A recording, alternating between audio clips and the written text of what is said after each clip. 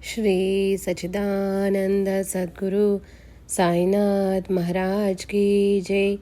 सद्गुरु श्री साईनाथुनि शरद बाबूजी की जय। పూర్ణ అవధూత శ్రీ పూండి స్వామి. సంకటహరణుడు శ్రీ స్వామి. పేరు త్యాగరాజన్. వయస్సు 65 సంవత్సరములు. ఊరు పూండి. నేను రైతు కుటుంబంలో పుట్టాను. నాకు శ్రీ స్వామి నా చిన్నతనం నుండి తెలుసు. వారి బట్టలు చాలా మురికిగా ఉండేవి. భుజానికి ఒక చిన్న మూట తగిలించుకొని అంతటా సంచరిస్తూ ఉండేవారు శ్రీ స్వామి. నేను నా సోదరి పని మీద వెళ్తున్నప్పుడు వారు దారిలో ఎక్కడైనా కనిపిస్తే వారిని చెయ్యి పట్టుకొని మా ఇంటికి రమ్మని ఆహ్వానించేవాళ్ళం. ఒక్కోసారి వచ్చేవారు. మా ఇంటికి వచ్చిన సమయంలో ఇంట్లో ఏమి ఉంటే అది పెట్టేవాళ్ళం. ఏది తినిపించినా చక్కగా తినేవారు శ్రీ స్వామి. తర్వాత కాసేపు మా ఇంటి అరుగు మీద పడుకొని వెళ్ళేవారాయన. ఒకసారి శ్రీ స్వామి పూండిలో ఒక ఇంటి అరుగుపై కూర్చున్నారు. అక్కడ నుంచి వారు మరిక ఎక్కడికి కదలనే లేదు. సుబ్రహ్మణ్య స్వామి శ్రీ స్వామికి అభిషేకం పూజ జరపడం ప్రారంభించిన తర్వాత భక్తులు ఎక్కువగా వారి దర్శనార్థం రాసాగారు. మన కోరికలు సమస్యలు ప్రత్యక్షంగా శ్రీ స్వామి వద్దకు వెళ్ళి చెప్పనవసరం లేదు. మనసులో కోరుకున్నా చాలు, మనకు సమాధానం ఊరట లభిస్తుంది. అది నా స్వానుభవం. తిరువన్నామలై వాస్తవ్యులైన మురుగయ్య గారు బాగా చదువుకున్న వ్యక్తి. పార్లమెంటు సభ్యులు, నా స్నేహితులు. ఒకసారి ఆయన కండసారి షుగర్ ఫ్యాక్టరీలో నన్ను వాటాదారునిగా చేరమని చెప్పి అడ్వాన్సుగా 25,000 రూపాయలు ఇవ్వవలసి ఉంటుందని చెప్పాడు. నేను డబ్బంతా సమకూర్చుకొని ఈ విషయమై శ్రీ స్వామి అనుమతి కోసం పూండి వెళ్ళాను. ఆ వేకువ సమయంలో శ్రీ స్వామి పడుకొని ఉన్నారు. నేను సుబ్రహ్మణ్యం గారిని మామా అని పిలిచేవాడిని.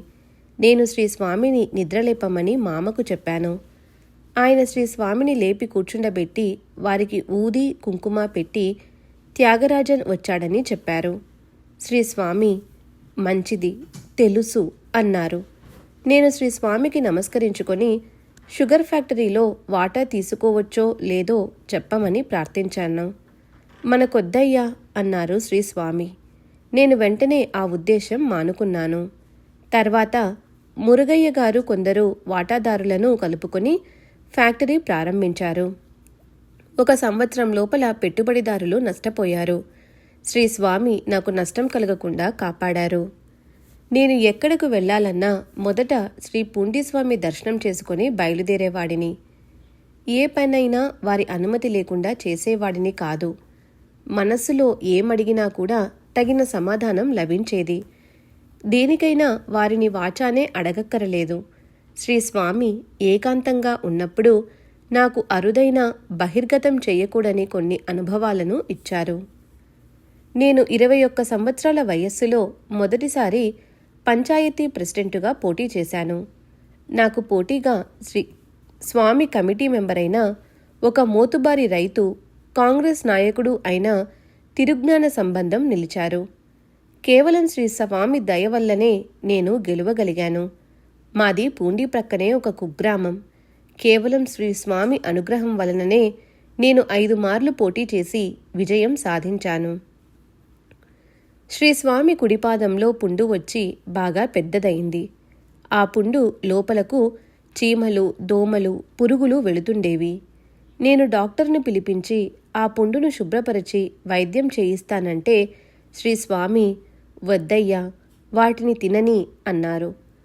తిరువన్నామలలో ఉన్న పియు షణ్ముగం గారు రాష్ట్ర మంత్రమండలిలో ఆహార సరఫరా శాఖ మంత్రిగా ఉండేవారు. ఆయన శ్రీ స్వామి భక్తుడు. ఆయన ఒక కేసులో అనవసరంగా ఇరుక్కున్నారు. తన ఇబ్బందులను శ్రీ స్వామికి విన్నవించుకోవడానికి ఆయన నాతో పాటు శ్రీ స్వామి దర్శనానికి వచ్చారు. నేను షణ్ముగం గారికి ఏమైనా ఇబ్బంది కలుగుతుందా అని శ్రీ స్వామిని అడిగాను. ఏమీ రాదు వెళ్ళయ్యా అన్నారు శ్రీ స్వామి. తర్వాత కొన్నాళ్లకు అసలు నేరస్తులకు శిక్ష పడింది. ఏ తప్పు చేయని షణ్ముగం గారు ఏ ఆపద లేక శ్రీ స్వామి కృపతో సంతోషంగా ఉన్నారు. శ్రీ స్వామి పేరుతో కమిటీ స్థాపించి స్వలాభాన్ని పొందిన వాళ్ళ కుటుంబాలు ఈనాడు చాలా బాధలలో ఉన్నాయి. కృపాదృష్టి. పేరు అనువెన్నెల. వయస్సు 66 సంవత్సరములు. ఊరు పోలూరు. శ్రీ స్వామిని నేను 2 సార్లు దర్శించుకున్నాను. శ్రీ స్వామి ఎదుట తిరుపుగల్ పాడాను. తిరుపుగల్ పాడే సమయంలో శ్రీ స్వామి మధ్య మధ్యలో నన్ను చూస్తూ పాట చివరి వరకు విన్నారు. పాట అయిపోయిన తర్వాత కూడా నాకు అక్కడ నుంచి కదలాలనిపించలేదు. శ్రీ స్వామిని చూస్తూ అలాగే అక్కడే నిల్చున్నాను. శ్రీ స్వామి నన్ను చూస్తున్నారు. ఆ చూపులను నేను తట్టుకోలేకపోయాను.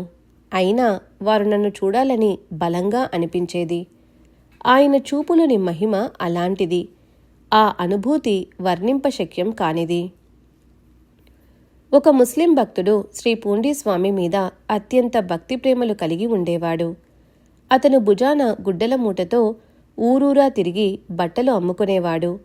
అతను మాసానికి ఒక్కసారైనా శ్రీ స్వామిని దర్శించుకునేవాడు. 1-2 రోజులు శ్రీ స్వామి సన్నిధిలో ఉండి వెళ్తుండేవాడు. ఎప్పటిలాగానే ఒకసారి అతను శ్రీ స్వామి సన్నిధిలో 2 రోజులు గడిపాడు. తిరిగి బయలుదేరాలని మనసులో బలంగా ఉన్నా వారి మాటను జవదాటలేక బలవంతంగా అక్కడే ఆగిపోయాడు. మరునాడు ఆ ముస్లిం దినకరన్ అనే పత్రికలోని హెడ్లైన్స్ చూసి హతాశుడైనాడు. శ్రీ స్వామికి తన మీద గల ప్రేమకు కృతజ్ఞతతో నమస్కరించుకున్నాడు. అసలు విషయం ఏమిటంటే, దినకరన్ పత్రికలో అరక్కోణం సమీపాన రైలు పట్టాలు తప్పి పలువురు బలి అన్న వార్త హెడ్లైన్స్లో వచ్చింది. ఆ రైలులోనే ఆ ముస్లిం భక్తుడు ప్రయాణించదలిచినది. శ్రీ స్వామి అంతటి ఘోర ప్రమాదం నుండి అతనిని తప్పించారు.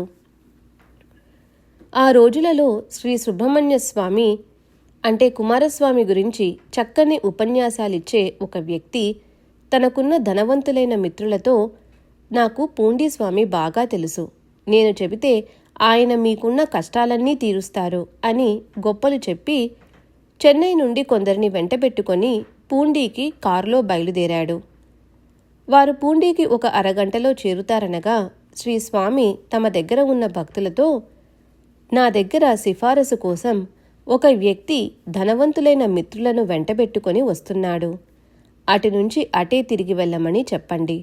డబ్బు ఎవరికి కావాలి అని మళ్ళీ ఏటికి ఆవల వైపు వస్తున్నారు, అటు నుంచి అటే తిప్పి పంపించేయండి అని ఖచ్చితంగా చెప్పారు. అక్కడ ఉన్న భక్తులు పరుగు పరుగున ఏటి కావలి ఒడ్డుకు వెళ్ళి కారును ఆపి వాళ్లకు శ్రీస్వామి ఆజ్ఞను తెలిపారు. ఆ కారులో వస్తున్నవారు తత్తరపాటు చెంది తిరిగి వెళ్లడానికి మనస్కరించక అక్కడే కారు దిగి అక్కడి నుంచి శ్రీ స్వామి సన్నిధికి నడిచి వచ్చి తాము తెచ్చిన పండ్లు ఫలహారాలను శ్రీస్వామి ముందుంచారు. శ్రీస్వామి సరి అలా పెట్టి వెళ్ళండి అన్నారు. ఆ ఊది నా ప్రాణం. పేరు షణ్ముగం. వయస్సు 72 సంవత్సరములు. ఊరు ఆరణి. నేను 30 సంవత్సరముల వయసులో శ్రీ స్వామిని మొదటిసారిగా దర్శించుకున్నాను. నేను వారిని 15 సంవత్సరాల పాటు ఎంతో సన్నిహితంగా సేవించుకోగలిగాను. నేను విద్యుత్ శాఖలో పనిచేస్తుండేవాడిని. శ్రీ స్వామిని దర్శించుకోవాలనిపించినప్పుడల్లా పూండీకి వెళ్ళి ఆ రాత్రి వారి సన్నిధిలో నిద్రించి మరునాడు తిరిగి వెళ్ళేవాడిని. శ్రీ స్వామిని నేను ఆధ్యాత్మిక పురోగతి కోసం ఆశ్రయించాను. 26 సంవత్సరాల పాటు ఎటువంటి ఆటంకం ఎదురైనా లెక్క చేయక ప్రతి పౌర్ణమికి క్రమం తప్పకుండా శ్రీ స్వామి సన్నిధికి వచ్చాను. ప్రతి పౌర్ణమి రోజున శ్రీ స్వామి ఇచ్చిన ఊదీని, శ్రీ స్వామికి పాదపూజ చేసుకునే సమయంలో వారిచ్చే ఊదీని నేను ప్రాణప్రదంగా దాచుకున్నాను. శ్రీ స్వామి ఇచ్చిన ఊదీ మహిమ మన ఊహ కందనిది. ఒకసారి అమెరికా నుండి ఒక ప్రీస్ట్ శ్రీ స్వామి దర్శనానికి వచ్చాడు. ఆయన శ్రీ స్వామి కూర్చున్న అరుగుకు ఎదురుగా ఉన్న మంటపంలో కూర్చొని శ్రీ స్వామిని చూస్తుండేవాడు. నేను వారిని శ్రీ స్వామి దర్శనానికి ఎలా వచ్చారని అడిగాను. ఆయన భగవాన్ పిలిచారు, వచ్చాను అన్నారు ఆంగ్లంలో. మిమ్మల్ని ఎలా పిలిచారని మళ్ళీ ఆయనను ప్రశ్నించాను. శ్రీస్వామి అరుగు మీద కూర్చునే ఉన్నా వారు ప్రపంచమంతా తిరిగి రాగలరని, ఈ జగత్తునంతా దర్శించగలిగిన మహాత్ములని చెప్పాడాయన. శ్రీస్వామి సిగరెట్టు కాల్చినప్పుడు ఎప్పుడూ పొగ బయటకు వచ్చేది కాదు. శ్రీస్వామి మహాసమాధి చెందిన రోజు శుక్రవారం. ఆ రోజు ఉదయం నేను ఇంటి నుండి నా ఆఫీసుకు బయలుదేరాను.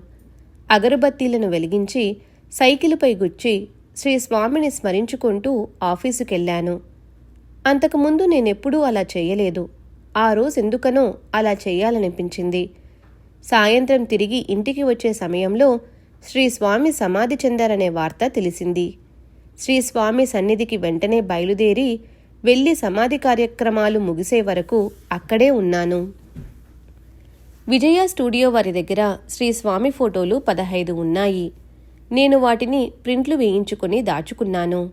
శ్రీ పూండీస్వామి సమాధి మందిర నిర్మాణ సమయంలో నా దగ్గర దాచుకున్న ఫోటోలను కొన్ని వేల ప్రింట్లు వేయించి ఇచ్చాను. శ్రీస్వామి సన్నిధికి వచ్చే భక్తులకు, మందిర నిర్మాణానికి విరాళాలు సమర్పించేవారికి, శ్రీస్వామికి జరిగే ఉత్సవాలకు పంపే ఆహ్వాన పత్రికలతో పాటు ఆ ఫోటోలను పెట్టి పంపేవాళ్లం. ఇది శ్రీస్వామి తమ అనుగ్రహ ప్రసాదంగా నాకు వారిచ్చిన సేవగా భావిస్తున్నాను. చిత్ర చరిత్ర. పేరు కె. గణేశన్. వయస్సు 62 సంవత్సరములు. ఊరు పూండి. ఒకసారి శ్రీస్వామి కలసప్పాకంలోని కాకంగరై పిల్లయార్ ఆలయంలో ఉన్నప్పుడు నేను వారిని మొదటిసారి దర్శనం చేసుకున్నాను. అప్పుడు నాకు 12 ఏళ్ల వయస్సుంటుంది. నేను కలసప్పాకం స్కూల్లో చదువుకుంటున్నప్పుడు ప్రతిరోజూ శ్రీస్వామిని దర్శించుకునేవాడిని. వారు దారిలో వెళుతూ కనిపిస్తే వారిని చెయ్యి పట్టుకొని మా ఇంటికి తీసుకెళ్లి మా ఇంటి బయట ఉన్న అరుగు మీద వారిని కూర్చుండబెట్టి భోజనం తినిపించేవాడిని. మాకు శ్రీస్వామిని ఫోటో తీయాలని చాలా కోరికగా ఉండేది.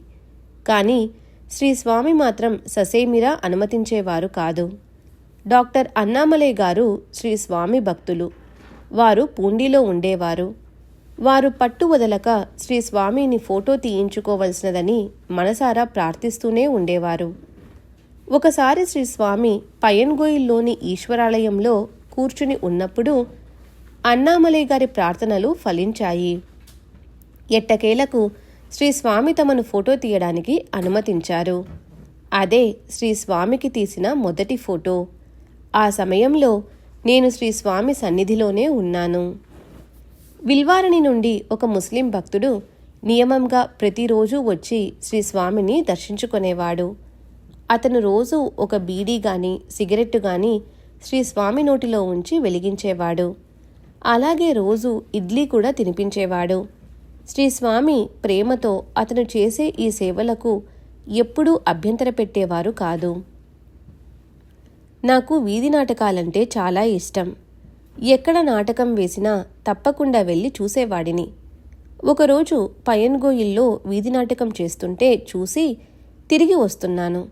అది అర్ధరాత్రి సమయం. శ్రీస్వామి దేహం ఏటిలో ముక్కలు ముక్కలుగా ఖండించినట్లు అంగాలన్నీ విడివిడిగా పడి ఉన్నాయి. వెంటనే స్వామి అని పెద్దగా అరుస్తూ శ్రీస్వామికి చేతులెత్తి నమస్కరించాను. మరుక్షణం శ్రీస్వామి అక్కడ ఆసీనులై కనిపించారు. నేను శ్రీస్వామికి నమస్కరించుకున్నాను. అలాగే నార్ధాంపూండిలో నాటకం చూసి అర్ధరాత్రి తిరిగి వస్తున్నాను. ఏటిలో అక్కడక్కడ శ్రీస్వామి అంగాలు పడి ఉన్నాయి. ఈ ఖండయోగ లీలలు 1954-58 మధ్యలో జరిగాయి. వడలూరు నుండి కొందరు భక్తులు శ్రీస్వామి సన్నిధికి వచ్చారు. వారు శ్రీస్వామిని మహాజ్ఞాని అని, గొప్ప మహాత్ముడని కీర్తిస్తూ వారికి స్వర్ణాభిషేకం చేశారు. ఒకసారి తిరువలత్తు మౌనస్వామి అంటే గోతాలస్వామి పూండీకి వచ్చారు. వారు శ్రీస్వామిని దర్శించుకున్నారు. శ్రీస్వామి పాదంలో ఉన్న పుండుపై ఆయన ఆకుపసరు పోశారు. అరుగు మీద ఉన్న ప్రసాదాలను తీసుకోబోయారు. శ్రీస్వామి, అవి ఎవరూ తీసుకోవద్దు. అందరూ వారి పాపపుణ్యాలకు అనుగుణంగా వాటిని నివేదించుకున్నారు. అవి రాళ్ళు, ముళ్ళు, వాటిని తీసుకోవద్దు అన్నారు. మౌనస్వామి వెళ్ళిపోయారు. నేను ఎక్కడికి బయలుదేరినా శ్రీ స్వామి దర్శనం చేసుకుని బయలుదేరుతాను. వారి ఆశీర్వాదం వల్ల నేను చేపట్టిన అన్ని పనులు విజయవంతమవుతాయి. శ్రీ స్వామి సన్నిధిలో ఎంతో ఆనందాన్ని అనుభవించాము. అదంతా వారి అనుగ్రహ ప్రసాదమే. అల్లజడి రేపి అనుగ్రహించారు. పేరు కోదండపాణి. వయస్సు 62 సంవత్సరములు. ఊరు వేలూరు. శ్రీ పూండీస్వామి భక్తుడైన ఒక వ్యక్తి ద్వారా శ్రీ స్వామి మహిమ గురించి విని వారిని 1970వ సంవత్సరంలో దర్శించుకున్నాను. శ్రీ స్వామి నాకు అంతా మంచి జరుగుతుందని ఆశీర్వదించారు. నేను మిలిటరీలో పనిచేసేవాడిని. మిలిటరీ నుండి వచ్చాక శ్రీ స్వామి అనుమతి, ఆశీర్వాదంతో ఒక వ్యాపారం ప్రారంభించి దానిలో అభివృద్ధి చెందాను. వారి దయ వలన వేలూరు మున్సిపల్ కౌన్సిలర్గా కూడా ఎన్నికయ్యాను. 1977లో నాకు వివాహం చేయాలని తలచి మా పెద్దలు మెట్టుపాళ్యంలో ఒక అమ్మాయితో నా వివాహం నిశ్చయించారు. మేము నిశ్చయ తాంబూలాలు కూడా పుచ్చుకొన్నాము. వివాహం మెట్టుపాళ్యంలో జరగడానికి నిశ్చయమైంది. వివాహం ఇంకా 15 రోజులుందనగా హఠాత్తుగా పెళ్లి కూతురి తండ్రి పెళ్లికి పెట్టిన ముహూర్తం రద్దయిందని, మరలా ఏ విషయమూ తెలుపుతామని ఉత్తరం రాశారు.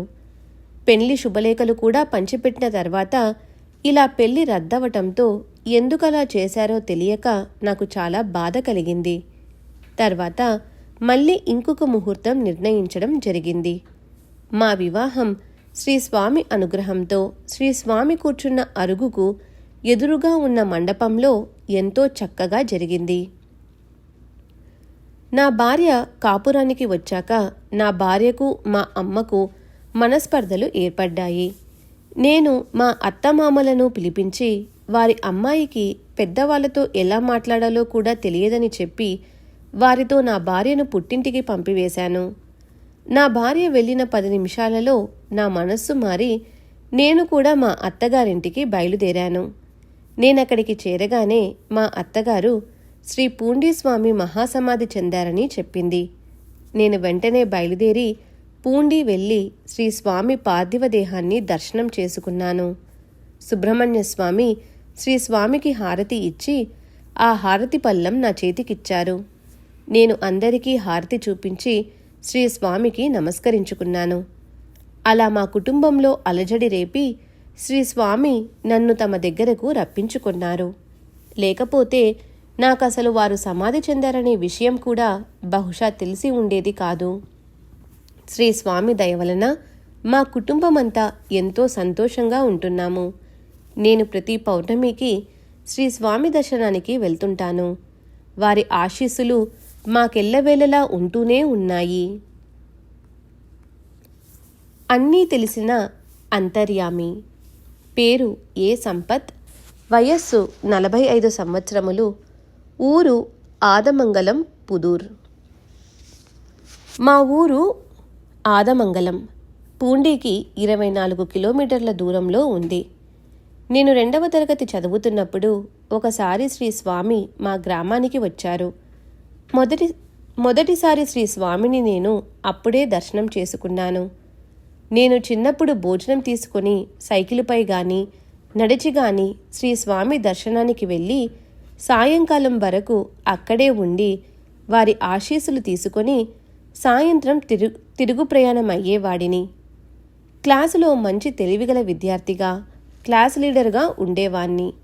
స్కూలుకు సెలవులిస్తే పిల్లలందరం కలిసి శ్రీ స్వామి దర్శనం కోసం వెళ్ళేవాళ్ళం. నేను ఒక్కోసారి శ్రీ స్వామికి అరటి పండ్లు సమర్పించేవాణ్ణి. శ్రీ స్వామి కొందరిస్తే తీసుకునేవారు, మరికొందరిస్తే నిరాకరించేవారు. ఒకసారి శ్రీ స్వామి మా గ్రామానికి 3 కిలోమీటర్ల దూరంలో ఉన్న సూళ్లూరులో ఉన్నారని తెలిసి మా కుటుంబమంతా వారి దర్శనార్థం వెళ్ళాము. మా వాళ్ళు నా చదువు గురించి శ్రీ స్వామిని అడిగారు.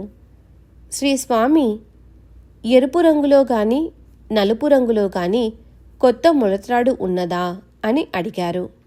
మా వాళ్ళు మొలత్రాడు తెచ్చి ఇవ్వగానే దాని 2 చివరలు ముడివేసి హారంలాగా నా మెడలో వేసి, కొద్ది కాలం చదువుకున్న తర్వాత వ్యవసాయం చూసుకుంటావు, రాజకీయాలలోకి వెళతావు అన్నారు.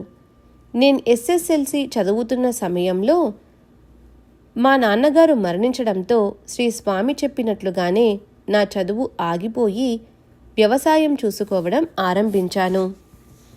తర్వాత కొన్ని రోజులకు నేను శ్రీ స్వామి సన్నిధికి వెళ్ళినప్పుడు ఆయన నాకు ఊది పెట్టి, తండ్రి ఆస్తులన్నీ అమ్మేస్తావు, రాజకీయాలలోకి వెళతావు అన్నారు. నేను మొదటిసారి కౌన్సిలర్గా పోటీ చేసి ఓడిపోయాను. నా ఆస్తులన్నీ కరిగిపోయాయి. రెండవసారి నా చేతిలో చిల్లిగవ్వ లేకపోయినా ప్రజలే నన్ను బలవంతంగా పోటీలో నిలబెట్టి గెలిపించారు. నాకు 17 సంవత్సరాల వయస్సులో టైఫాయిడ్ జ్వరం వచ్చింది. జ్వరం త్వరగా తగ్గదని, కారం లాంటివి తినకూడదని చెప్పారు డాక్టరు. డాక్టర్ దగ్గర నుండి తిరిగి వస్తూ శ్రీ స్వామి దర్శనార్థం పూండీకి వెళ్ళాను.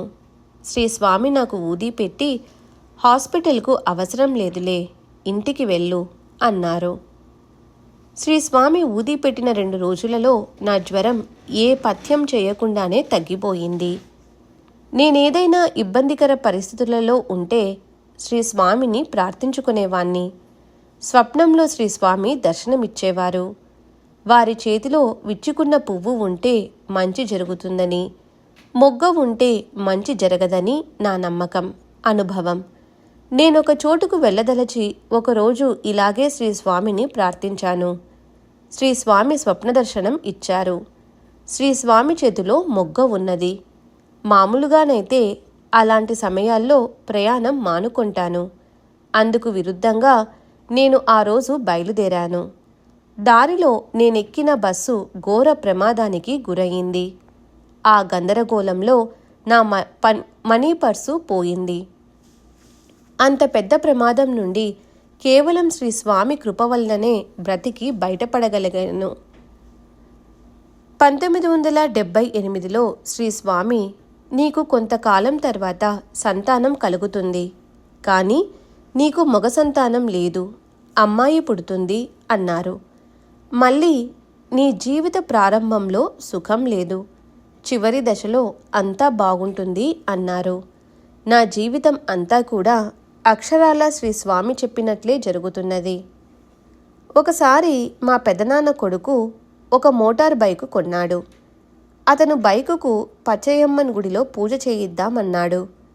నేను శ్రీ స్వామి దగ్గర పూజ జరిపిద్దాము అన్నాను. అతను మనసులో అయిష్టంగానే శ్రీ స్వామి దగ్గర పూజ చేయించడానికి వచ్చాడు. శ్రీ స్వామి సన్నిధికి వచ్చి వారి ముందు పండ్లు ఉంచి వారి మెడలో మాలను అలంకరించాము. శ్రీ స్వామి ఆ మాలను తీసి పారవేసి పండ్లను దూరంగా నెట్టివేశారు. నాకు మాత్రమే ఊది పెట్టారు. మేము తిరిగి బయలుదేరడానికి బైకు స్టార్ట్ చేశాము. ఇంతలో శ్రీ స్వామి నన్ను వచ్చి ప్రసాదం తీసుకొని వెళ్ళు అన్నారు. నేను వెంటనే శ్రీ స్వామి దగ్గరకు వెళ్ళాను. శ్రీ స్వామి నాకు ప్రసాదం ఇస్తుండగా నా సోదరుడు నేను బైకు వెనుక కూర్చున్నాననుకొని బయలుదేరి కొంత దూరం వెళ్ళి ఒక మలుపు దగ్గర క్రింద పడిపోయాడు. శ్రీ స్వామి దర్శన భాగ్యం కలిగిన అతనికి అపాయమేమీ సంభవించలేదు, కానీ కాళ్లకు బాగా దెబ్బలు తగిలాయి. విషయం విన్న వెంటనే నేను ప్రమాద స్థలానికి వెళ్ళి అతనిని విల్వారిని తీసుకువెళ్ళి వైద్యం చేయించాను. అవ్యాజ ప్రేమ. పేరు ఆర్ముగం. వయస్సు 50 సంవత్సరములు. ఊరు కాశీగుట్ట. నేను నా 15వ ఏట శ్రీ పూండిస్వామిని దర్శించుకున్నాను. నాకు నత్తి ఉండటం వలన సరిగ్గా మాట్లాడలేకపోయేవాడిని. శ్రీ స్వామి ఒకసారి స్వప్నంలో కనపడి నాకు నత్తి పోతుందని చెప్పారు. ఆనాటి నుండి నా మాట రోజురోజుకు మెరుగవుతూ త్వరలోనే చక్కగా మాట్లాడటం మొదలుపెట్టాను. అంతా శ్రీ స్వామి కృపే. వ్యవసాయం నా వృత్తి. నేను మా అన్న మా గ్రామంలోని పొలాల సమీపంలో శ్రీ స్వామికి ఒక ఆశ్రమం నిర్మించి అక్కడ ప్రతిరోజు వారికి పూజలు చేసేవాళ్ళం. పూజా సమయంలో గంట కొట్టడం మాకు అలవాటు. ఒకరోజు గంట కనిపించలేదు. కానీ శ్రీ స్వామి మహిమో ఏమో చిత్రంగా పూజా సమయంలో గంట కొట్టిన శబ్దం మాత్రం వినిపించింది. ఒకరోజు నేను మా అన్న శ్రీ స్వామిని దర్శించుకున్నాము. శ్రీ స్వామి మాతో, మీ పొలాల చుట్టూ తాటి చెట్లున్నాయి, చింతమానుంది, బావి ఉంది, మీ నేలంతా చూశాను, ఇప్పుడే అంబలి త్రాగి వస్తున్నాను అని అంతా చూసి వచ్చినట్లే అన్నారు. శ్రీ స్వామి చెప్పింది మాకేమీ బోధపడలేదు. తిరిగి ఇంటికి వెళ్ళగానే మా అమ్మ పొలం వద్దకు ఎవరో ఒక స్వామి వచ్చి అంబలి త్రాగి వెళ్ళారని చెప్పింది. శ్రీ స్వామి అంతకుముందు మాతో అన్న మాటలకు అర్థం మాకప్పుడు బోధపడింది. మా పొలాలకు వారు వచ్చి మా పొలాలను, మమ్మల్ని పునీతులను చేశారని తెలిసింది. వారికి మాపై గల అవ్యాజ ప్రేమ మాకు కళ్ళకు కట్టినట్లయింది. మా ఇంటి ప్రక్కన ఉన్న బావి లోతు పెంచాలని ఉందని నేను మా అన్న శ్రీ స్వామికి విన్నవించుకున్నాము. శ్రీ స్వామి ఆగి చేద్దాములే అన్నారు. 1 సంవత్సరం తర్వాత వారికి తెలియజేయకుండానే ఆ బావిలో పూడిక తీయాలని అన్నీ సిద్ధం చేసుకున్నాము. పని ప్రారంభించే ముందు పూజ చేస్తూ కొబ్బరికాయను చేతిలోకి తీసుకొని పగలగొట్టడానికి చేతిని పైకెత్తాను. కాయ అక్కడే చేతిలోనే పగిలింది. ఎందుకిలా జరిగిందో మాకు అర్థం కాలేదు. శ్రీస్వామి అనుమతి తీసుకుని మొదలు పెడదామని పని ఆపివేసి వారి దర్శనానికై పూండీకి వెళ్ళాము. మమ్మల్ని చూసిన వెంటనే మేమేమీ చెప్పకముందే శ్రీస్వామి, ఏమయ్యా, నేను ఆగి చేద్దామని చెప్పాను కదా, అంతలోపలే అంతా సిద్ధం చేసుకొని ఇంత తొందరగా మిమ్మల్నెవరు చెయ్యమన్నారు అన్నారు.